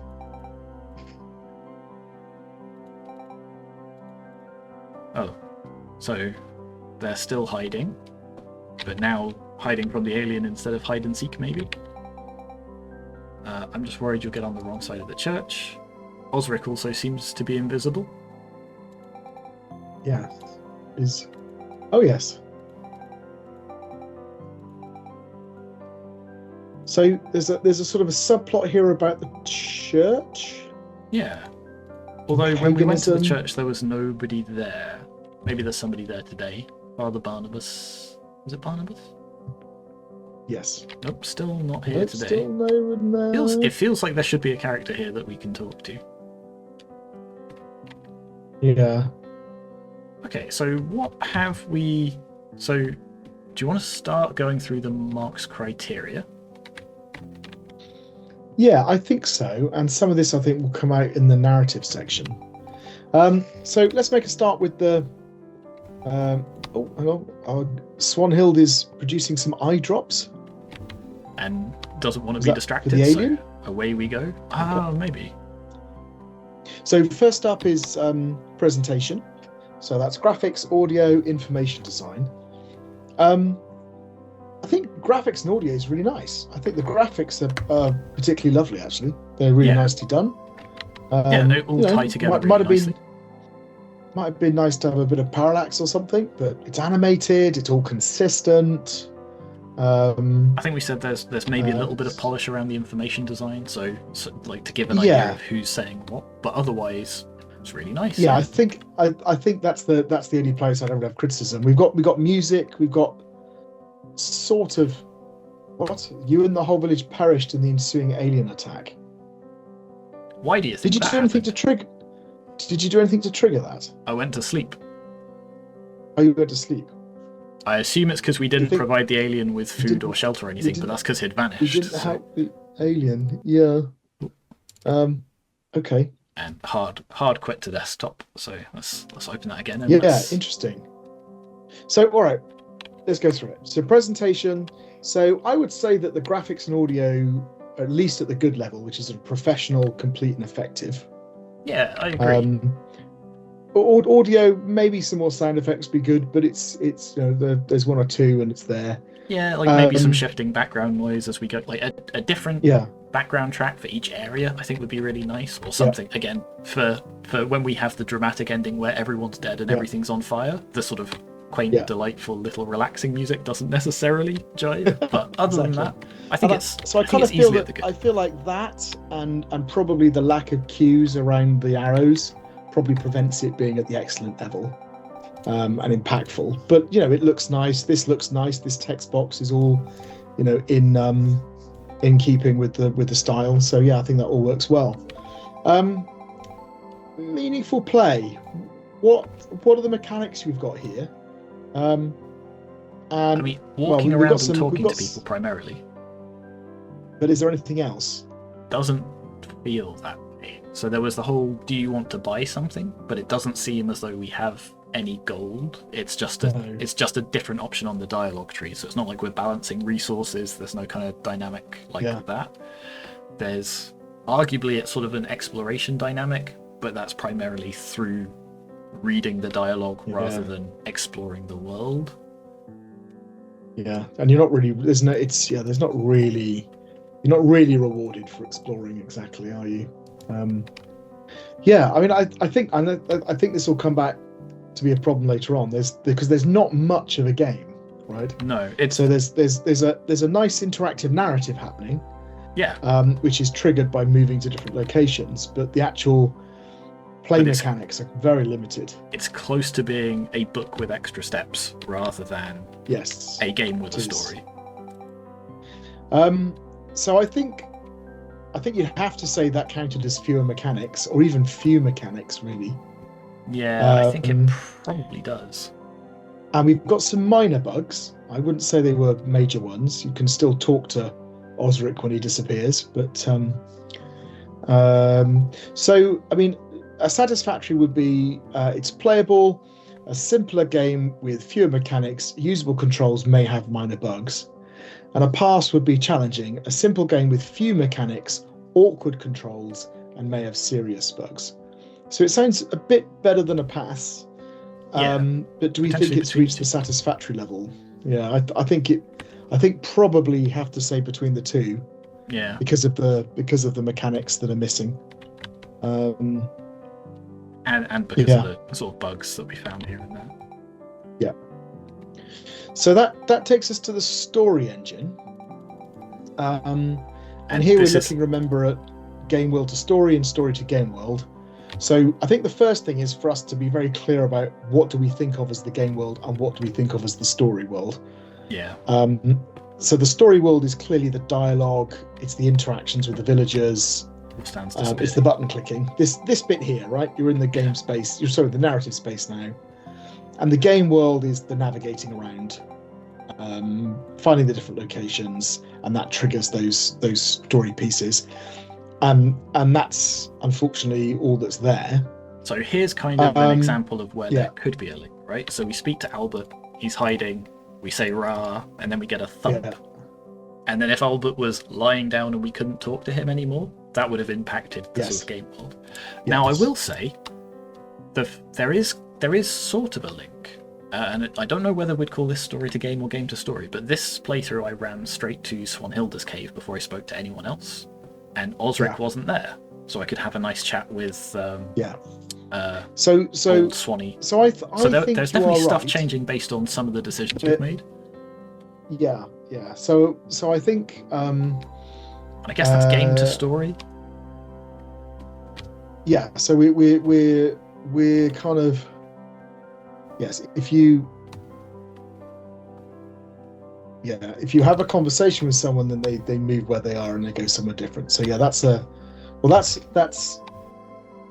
interesting. Is it one or the other?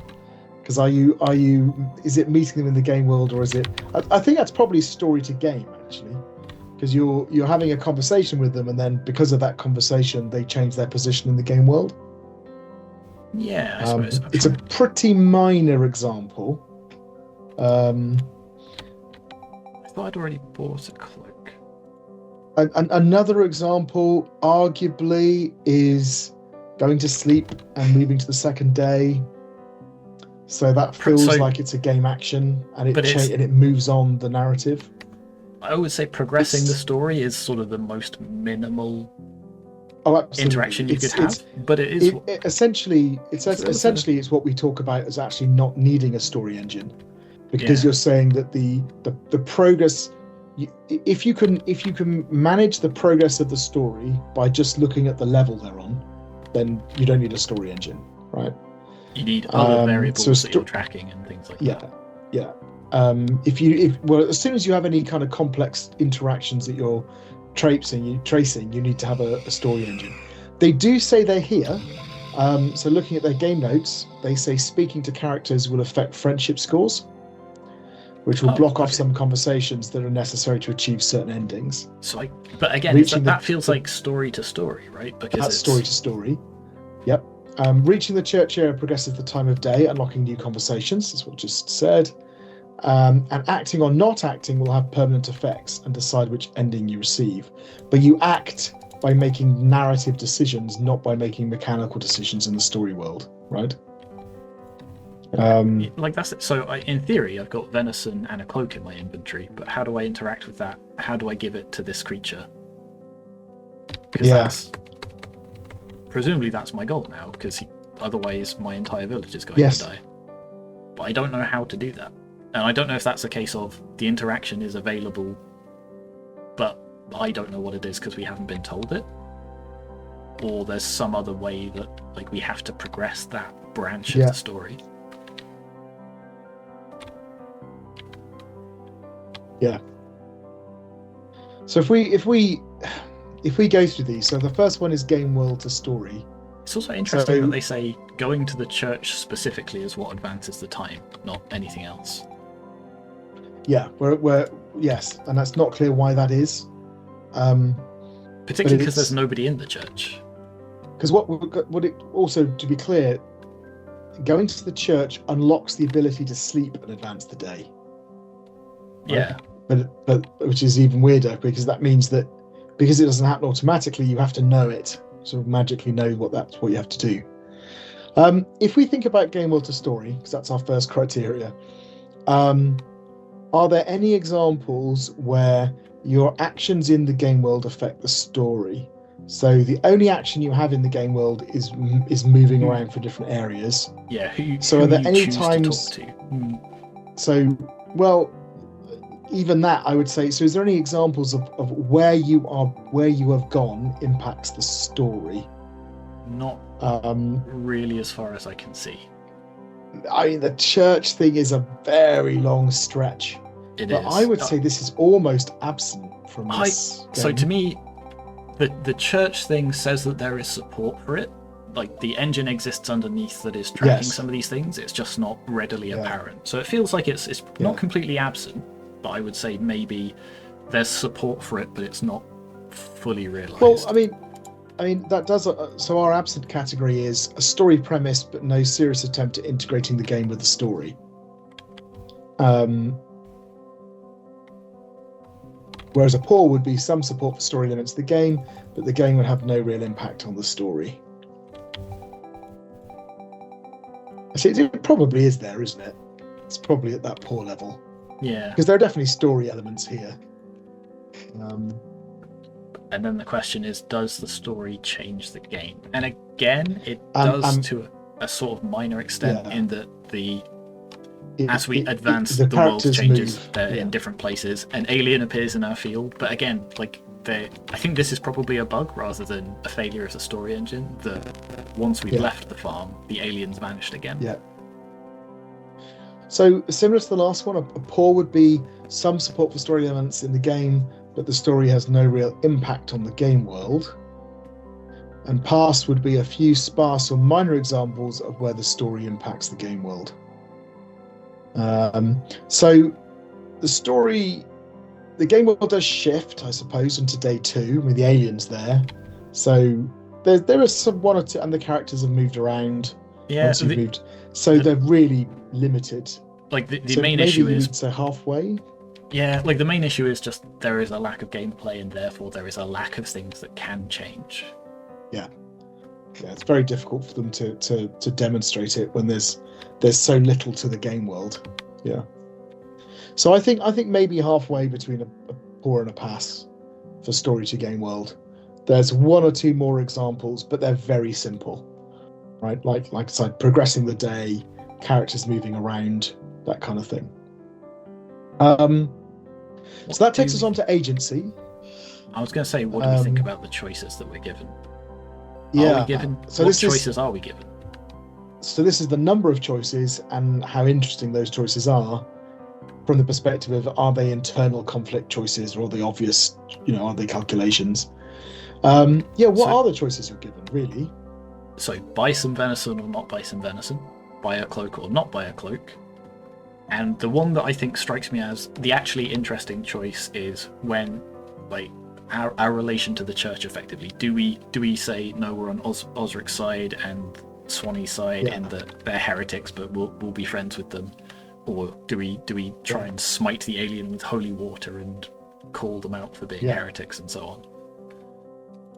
But the problem is, it doesn't seem like, and again, I don't know if this is bugs or maybe just like a lack of time left to polish some things off, but it's really not obvious what the consequences of any of those choices are, because there doesn't seem to be a way to get a different ending.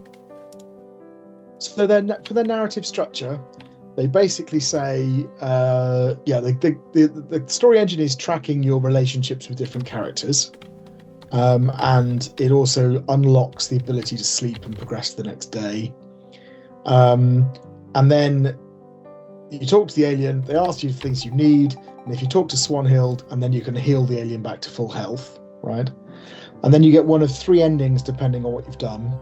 So ignoring the alien and not taking care of it leads to the bad ending, which is what you've had, where the village gets destroyed.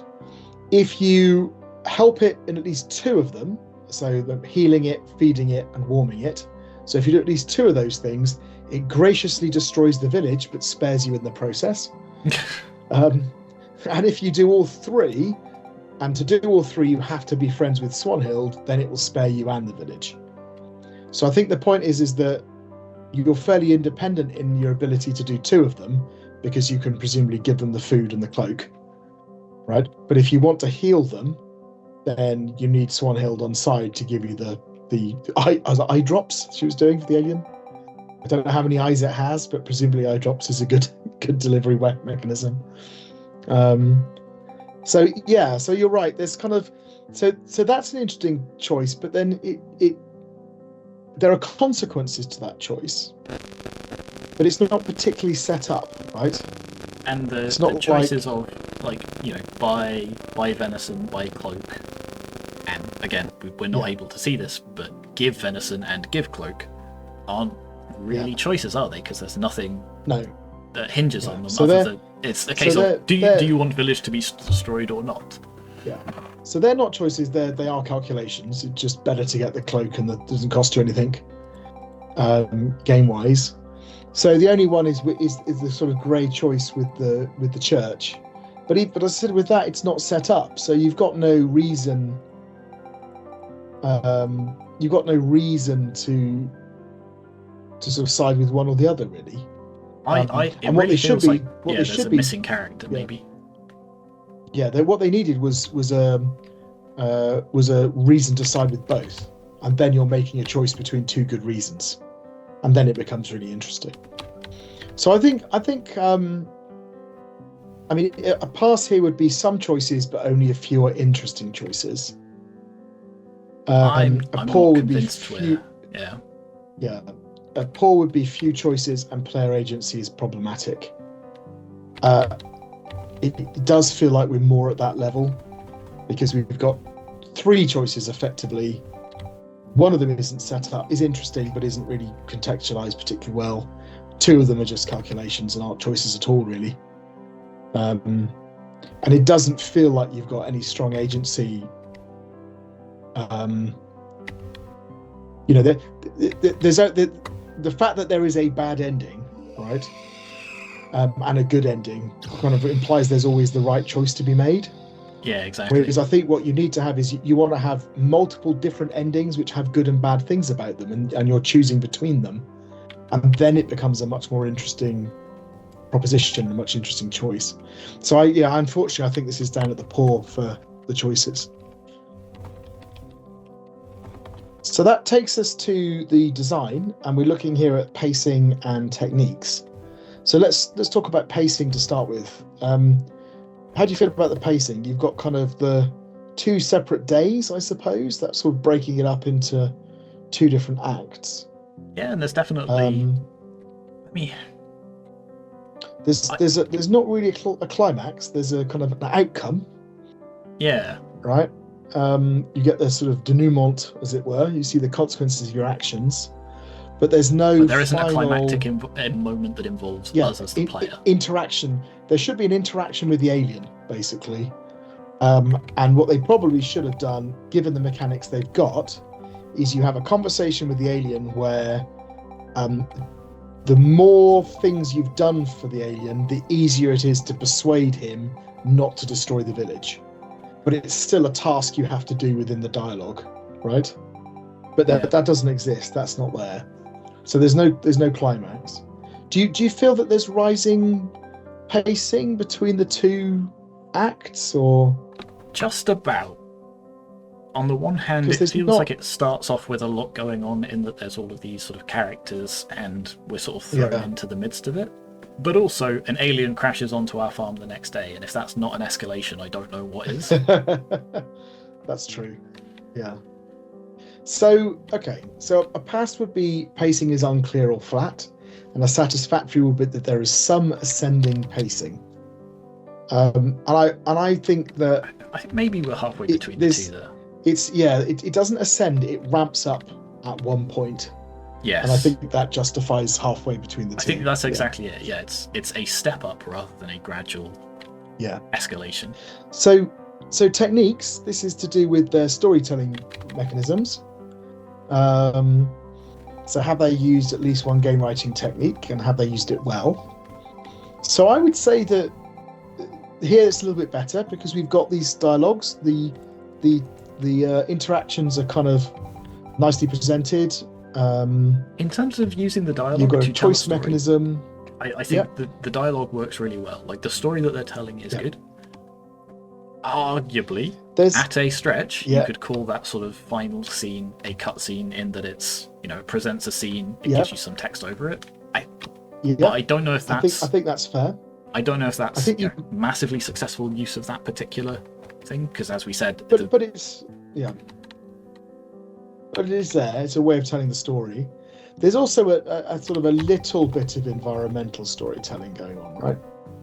I guess the fact that there's an alien in your garden, yeah. So I think what we have here is kind of successful use of one technique, which would be satisfactory, and partially successful use of more than one technique. Yeah. So I think that puts it halfway between a satisfactory and a good. I agree. Which brings us on to their feedback. So unfortunately, all we had for this submission was the story structure and the description of the engine. So they haven't said anything about the feedback they've received, which is a shame. So I think we're going to have to say that's absent. If you were giving them feedback, what would you have said? It feels a little bit difficult to say because we're sort of... It feels like there's been a few bugs that have prevented us from seeing sort of all paths of the game. But I think the main one that we've sort of talked about a lot is, sort of emphasizing like the gameplay and the mechanics. So if there is not enough game. Exactly. If there are these sort of friendship mechanics under the hood, make them really clear. Have a plus 20 appear above somebody's head, or dramatically change. The problem is with just 2 days, you don't have the time, as it were, to sort of do a slow build of them gradually changing over time. So you have to really emphasize it. And the same with the buying the cloak and the venison. Like, give us an inventory screen, and then that immediately feels more like a game that's telling a story rather than just a story that we're experiencing. I mean, one of the things you find in narrative games is the sort of the gamification of the narrative mechanism itself as well. So I'm thinking about games like Disco Elysium, for example, where it will tell you what you need in order to get to certain dialogue options, and will enable you then to leave that conversation go and ramp up those scores to then come back and activate it, right? So there are ways that you can do things even with the limited set of mechanics that are here. That's absolutely true. And then also just having some reflection of making sure that the game world was changing, I think, in response to the conversations you were having, right? Making some of those choices then have an impact on what was physically in the level. And I think that would then start to tie in this world that you're exploring with the conversation trees. But it's very difficult when you've got so little play to connect them together. Okay, so that's our last game for this batch. So we will see you again very soon for another video.